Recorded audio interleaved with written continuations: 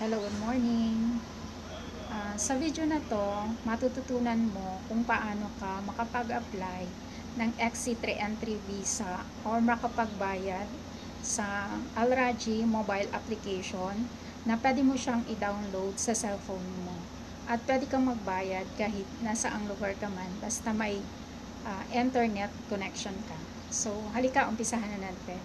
At kung natutunan mo to at nakatulong sa'yo at sa tingin mo makakatulong pa sa marami nating kababayan na OFW, i-like mo na rin, subscribe, at click ang bell notification down below para palagi kang updated sa mga videos na i-upload ko. Thank you!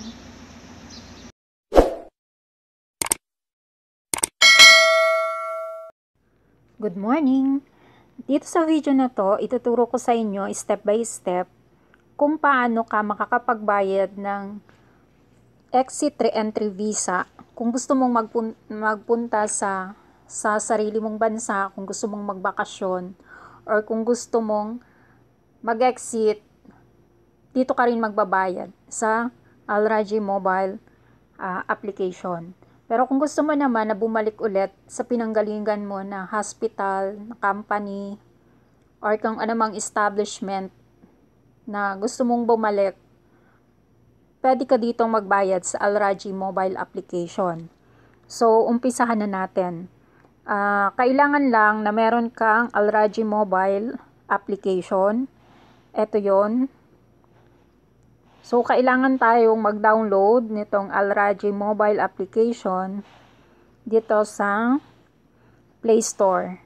Kailangan lahat ng application na gusto mong gamitin, magda-download ka lang dito sa Play Store. At dahil meron na ako na naka-download, so hindi na ulit ako magda-download. Pero kung wala ka pa na application, itong Alraji mobile application, kailangan mong i-download muna sa App Store. So, buksan na natin itong Alraji mobile application.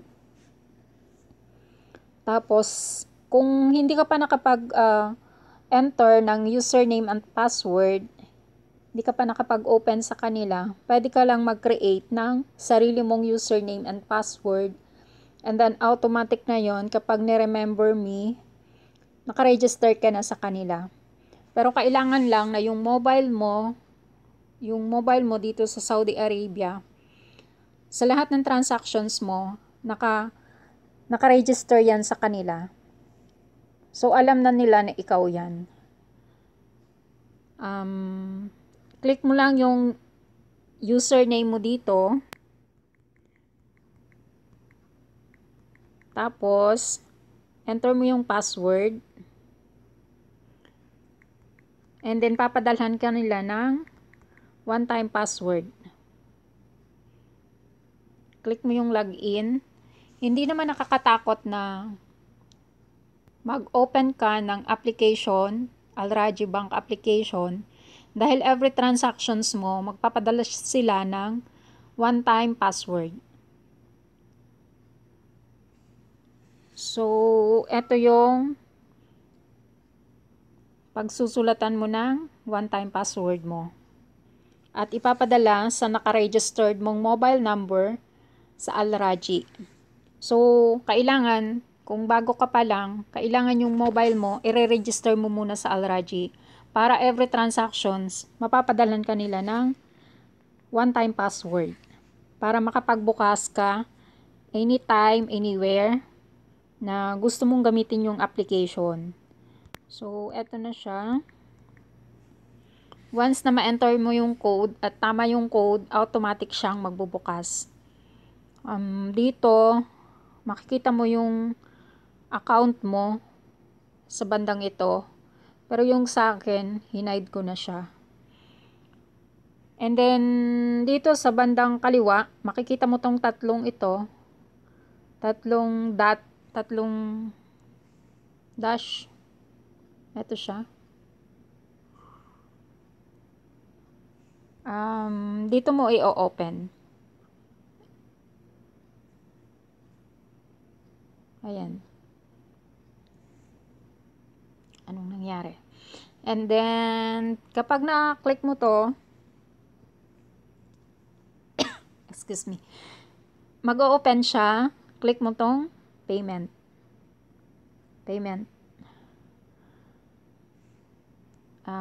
Ito siya, payment. And then, kapag nabuksan mo tong payment, makikita mo dito ang add new bill. Add new bill kung halimbawa magbabayad ka ng may mga transactions ka katulad ng Saudi Council, ng CPR, Saudi Heart Association. So dito ka rin magbabayad. Then dahil magbabayad tayo ngayon ng exit re-entry visa, pero sample lang din to, kiklik natin ang government payment. Ito siya, government payment. Ito yung i-click natin.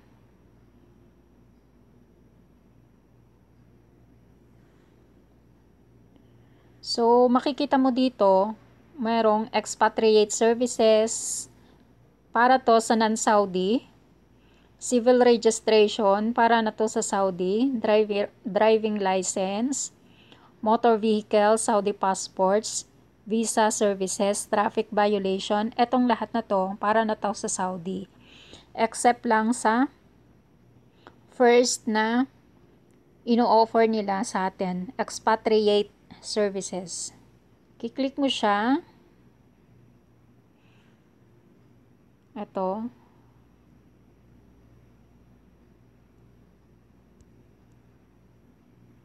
So, ito yung i-click mo, expatriate services.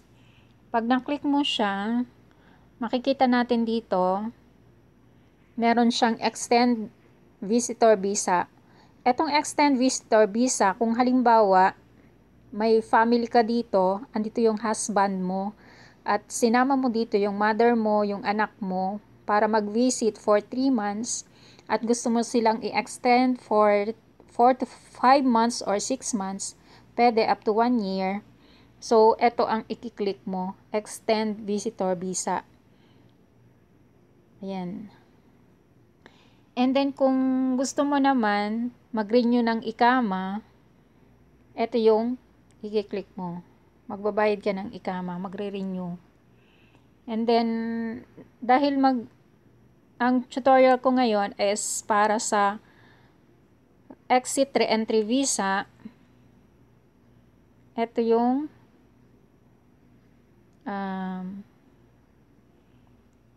o-open natin. Itong exit re-entry visa. Yan, masyado malaki. Exit re-entry visa. Etong single, ibig sabihin, isa ka lang. Hindi mo kasama yung family mo.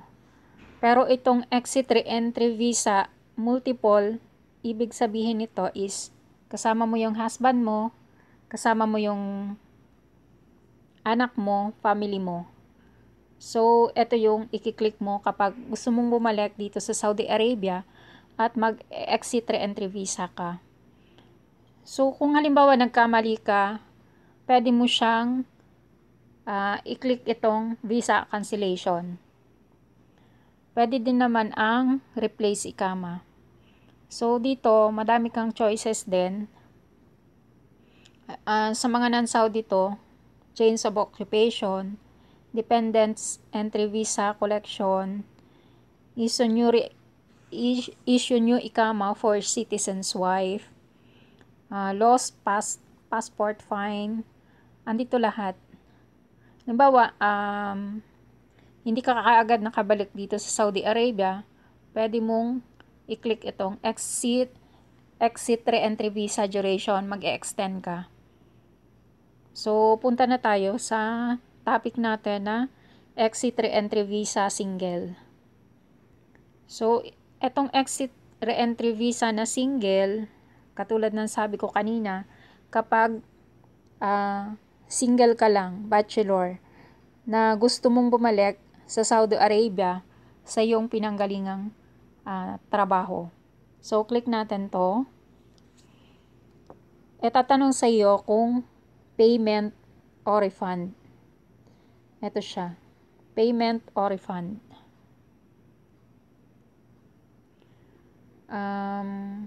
Payment kung magbabayad tayo. Refund, click mo tong refund kung i-refund mo siya kung nagkamali ka.